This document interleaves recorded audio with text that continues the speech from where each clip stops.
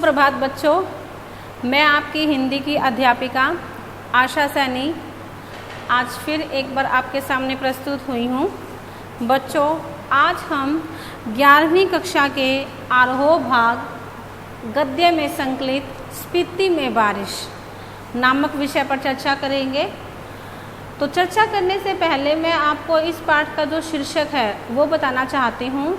जो स्पीति है वो एक ज़िले का नाम है और स्पीति ज़िले में बारिश कि वहाँ बारिश कैसे होती है, भाई अधिक होती है कम होती है, ये इस पाठ में बताया गया है।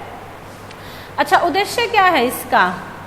उद्देश्य है लेखक ने हिमाचल प्रदेश के लाहौल स्पीति ज़िले की तहसील यानी कि लाहौल स्पीति ज़िले की ये तहसील है स्पीति में कठिनाई से भरे लोगों का जीवन, यानी कि वहाँ पर जो लोगों का जीवन है वो कितनी कठिनाई से भरा हुआ है। जनसंख्या, ऋतु, फसल, जलवायु एवं भूगोल का वर्णन किया है। तो इस पाठ में हम स्पीति जिले के बारे में पढ़ेंगे। तो सबसे पहले हम क्या पढ़ेंगे, भाई वहाँ पर जो लाहौल स्पीति जिला है कि लाहौल स्पीति का जो इतिहास है वो कैसा रहा है। स्पीति हिमाचल प्रदेश के लाहौल स्पीति जिले की एक तहसील है। तो यहाँ ऊंचे दर्रे तथा कठिन रास्ते हैं, इसलिए इसका इतिहास भी कम है, क्योंकि वहाँ पर जो है ऊंचे ऊंचे दर्रे हैं, कठिन रास्ते हैं, लोगों का इतना वहाँ पर आवागमन नहीं होता। यह क्षेत्र जो है संचार के साधनों से कटा हुआ है, इसलिए वहाँ पर संचार के साधनों की कमी है। तो आज भी वहाँ के जो लोग हैं वो वायरलेस सेट के माध्यम से ही केलंग और काजा एक दूसरे से जुड़े हुए हैं। तो प्राचीन काल में जो स्पीति थी वो भारतीय साम्राज्यों का अंग रही है। पहले वो कभी लद्दाख, कभी कश्मीर, तो कभी बुशहर, कभी कुल्लू मंडल में रही, तो कभी ब्रिटिश राज में रही, परंतु वो हमेशा स्वतंत्र ही रही। तो इसकी स्वतंत्रता, रक्षा व सहार सबका कारक जो था वो उसका भूगोल ही था। यहाँ के लोग जब डायनामाइट का विस्फोट होता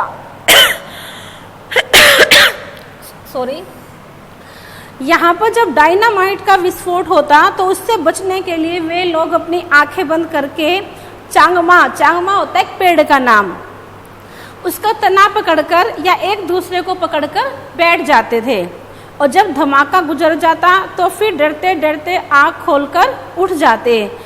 तो जोरावर सिंह जैसे आक्रमणकारी से बचने के लिए यहाँ के लोग घर छोड़कर भाग जाते थे और यही उनकी सुरक्षा शैली थी।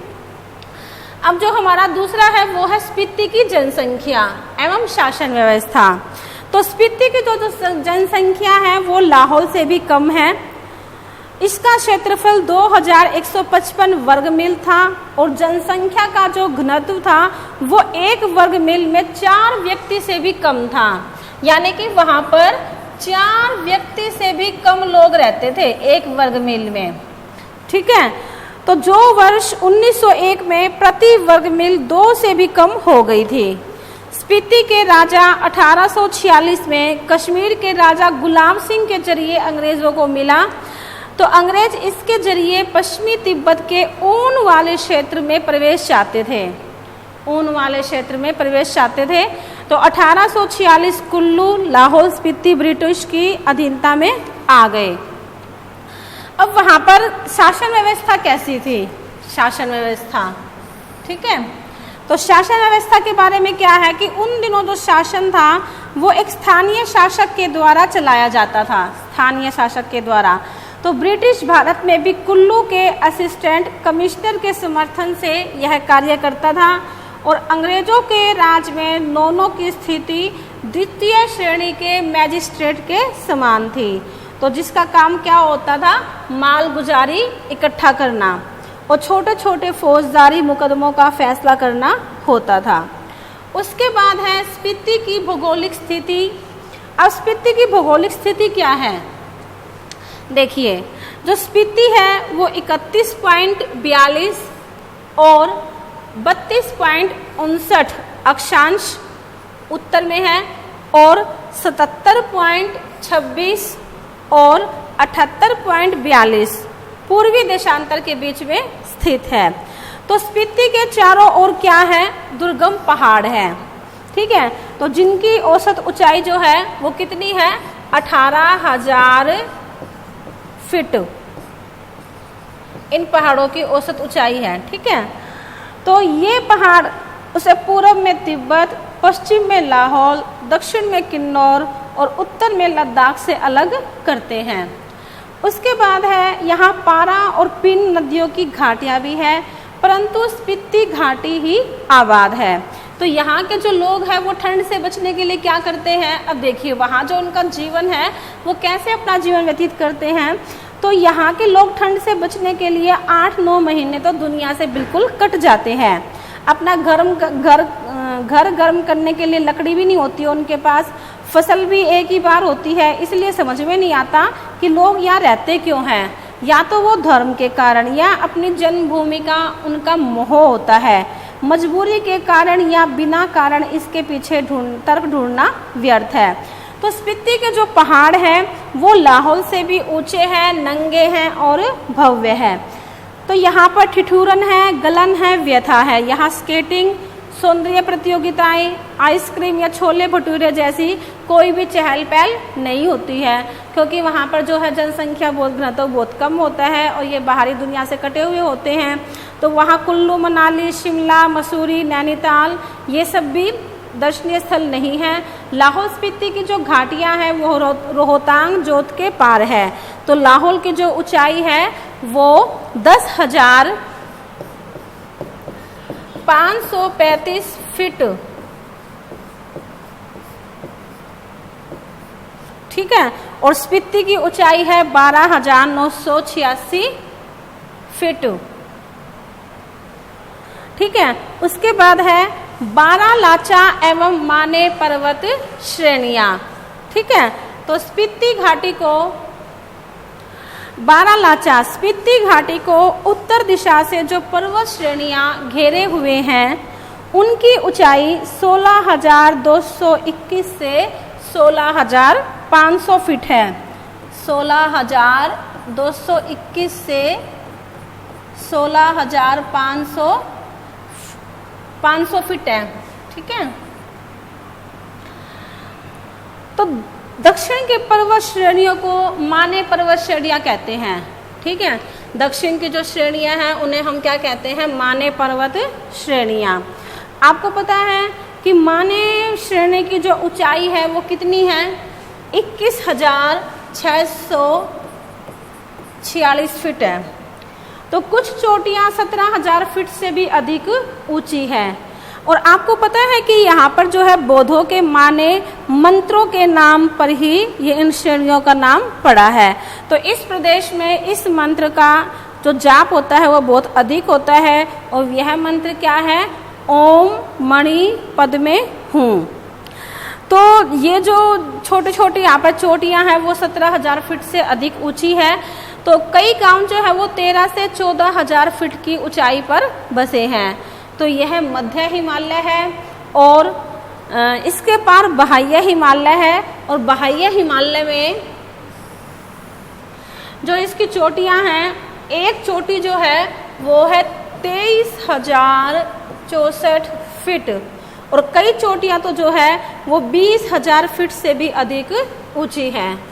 तो जो लेखक है वो युवकों को इस घाटी में आमंत्रित करता है।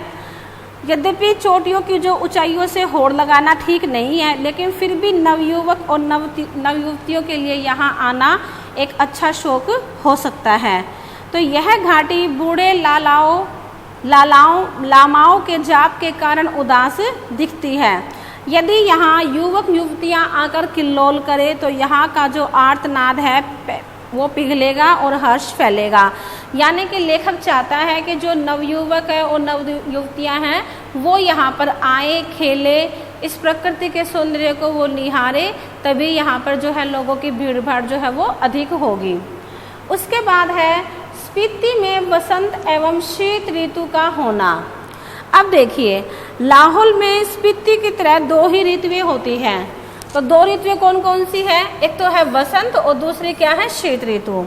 ठीक है, तो जो वसंत ऋतु है वो रहती है जून से सितंबर तक, ठीक है। और जो शेष वर्ष है वो क्या रहेगी, शीत ऋतु रहती है। तो वसंत जुलाई में यहाँ का जो तापमान है वो 15 डिग्री सेंटीग्रेड तक होता है। और जब शीत ऋतु आती है तो यहाँ पर जनवरी में जो तापमान है वो कितना हो जाता है, वो हो जाता है 8 डिग्री सेंटीग्रेड। तो वसंत में दिन गर्म होते हैं और रात ठंडी होती है। तो स्पीति में जो वसंत है वो लाहौल से भी कम दिनों का होता है। यहाँ वसंत में फूल नहीं खिलते, जैसे हमारे भारत में जब वसंत ऋतु आती है तो चारों तरफ फूल ही फूल खिल जाते हैं, प्रकृति अपने यौवन पर होती है। लेकिन यहाँ ऐसा कुछ नहीं होता, यहाँ ना तो फूल खिलते हैं ना ही कोई हरियाली होती है। तो वसंत के अतिरिक्त साल भर शीत ऋतु रहती है। और शीत में तो यहाँ के नदी नाले भी जम जाते हैं, तेज हवाएं चलती है जो खुले अंगों में शूल की तरह चुभती है, यानी कि कांटे की तरह चुभती है। स्पीति में यहाँ मानसून नहीं पहुँचता और यहाँ पर देखिए वर्षा का भी अभाव होता है, यानी कि यहाँ वर्षा की कमी होती है। वो कैसे, तो यहाँ पर मानसून नहीं पहुँचता, यहाँ वर्षा की बहार नहीं होती। तो कालिदास की एक रचना है ऋतु संहार। ऋतु संहार में वर्षा ऋतु के जिस ठाठ का वर्णन किया है वो यहाँ पर नहीं देखने को मिलता। तो कालिदास ने वर्षा ऋतु का जो वर्णन किया है वो बहुत ही रोचक किया है, परंतु यहाँ स्पीति के जो निवासी है वो उसको नहीं समझ पाते। वो क्यों नहीं समझ पाते, क्योंकि यहाँ पर वर्षा ही नहीं होती है। वो नहीं जानते कि बरसात में नदियाँ कैसे भरती है, बादल बरसते हैं, हाथी चिंगाड़ते हैं, वियोगिनी स्त्रियाँ जो वो रोती है। उसका कारण क्या है कि यहाँ जो वर्षा है वो कभी कभारी होती है। तो परिणाम स्वरूप जो धरती है वो सूखी और ठंडी ही रहती है।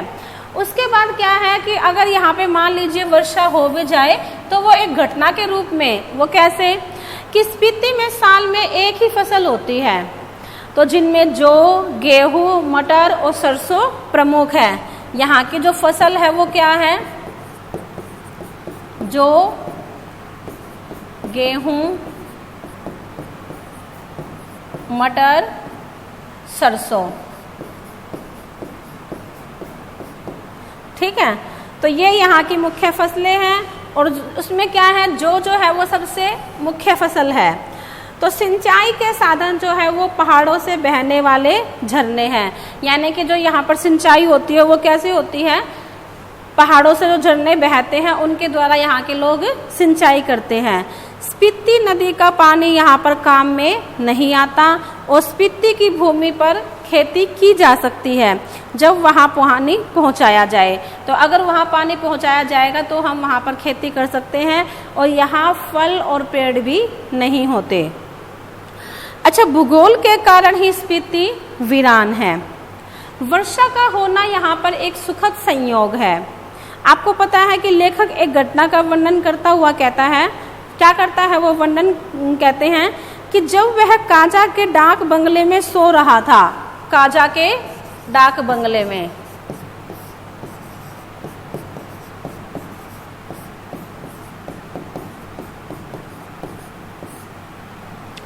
जब वह काजा के डाक बंगले में सो रहा था तो आधी रात के समय उसे लगा कि जैसे कोई खिड़की खटखटा रही है। तो उसने खिड़की खोली तो हवा का तेज झोंका आया, मुंह व हाथ को छीलने से लगा। उसने दरवाज़ा बंद किया तथा आड़ में छिपकर महसूस किया कि बाहर बर्फ की बारिश हो रही है। सुबह उठने पर पता चला कि लोग उसकी यात्रा को शुभ बता रहे हैं। उसकी यानी कि लेखक की यात्रा को वो शुभ बता रहे हैं, क्योंकि यहाँ बहुत ही दिनों बाद वर्षा हुई थी। तो आपको पता है कि यहाँ जो स्पीति है वो लाहौल स्पीति ज़िले की एक तहसील है, उसका ये रही है। हमने इसका इतिहास पढ़ा है, हमने उसका ये पढ़ा कि भाई हाँ कैसे यहाँ पर वर्षा होती है, यहाँ की जो फसलें होती है वो कैसे होती है। अच्छा, उसके बाद हमने ये पढ़ा कि जो माने पर्वत श्रेणियाँ हैं यहाँ पर बौद्धों का एक मंत्र है, ठीक है। तो वो यहाँ पर मंत्र दिया हुआ था, ओम मणि पद में हूँ। तो जो लेखक है वो इस मंत्र के पक्ष में है और माने श्रेणी का जो नाम है वो माने मंत्रों के नाम से ही होना चाहिए। उसके बाद फिर हमने ये पढ़ा कि भाई यहाँ के लोग रहते कैसे हैं, वो कैसे जीवन यापन करते हैं। कैसे कठिनाई में वो रहते हैं। उनके पास घर को गर्म रखने के लिए लकड़ी भी नहीं होती है, सर्दी बहुत अधिक होती है, इतनी कि मनुष्य का जीवन जीना ही बहुत मुश्किल हो जाता है। संचार व आवागमन के साधन भी यहाँ पर नहीं होते हैं, उनका भी अभाव है।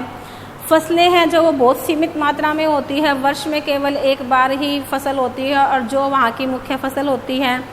उसके बाद हमने ये पढ़ा कि भाई वर्षा अगर वहाँ पे हो जाए तो उसे एक सुखद संयोग कैसे कहते हैं। लेखक जब वहाँ पहुँचा तो लोगों ने उसके आने को शुभ आगमन माना, क्योंकि उसके आने के बाद ही वहाँ पर वर्षा हुई थी। तो मेरे ख्याल से आपको यह पाठ समझ में आ गया होगा कि भाई पाठ का नाम था स्पीति में बारिश। तो भाई स्पीति में जो बारिश होती है वो कैसे होती है, कैसे वहाँ के लोग उसका उत्सुकता से इंतज़ार करते हैं, उसका यहाँ पर वर्णन किया गया है। तो मैंने इस पाठ को अच्छी तरह से समझाने की कोशिश की है। और जैसे हमारे भारत में जो वसंत ऋतु होती है, वसंत ऋतु में चारों तरफ हरियाली छा जाती है, प्रकृति अपने यौवन पर होती है, लेकिन स्पीति में ऐसा कुछ भी नहीं होता। वहाँ पर जो है कोई फल वगैरह नहीं होते हैं, पेड़ पौधे नहीं होते हैं। अच्छा, वहाँ पर शीत ऋतु का जो तापमान था वो बताया गया था कि वसंत में कितना होता है, शीत ऋतु में तापमान कितना होता है। तो मैं उम्मीद करती हूँ कि आपको यह पाठ अच्छी तरह समझ में आ गया होगा। हम अगले अध्याय में फिर आपसे मिलेंगे।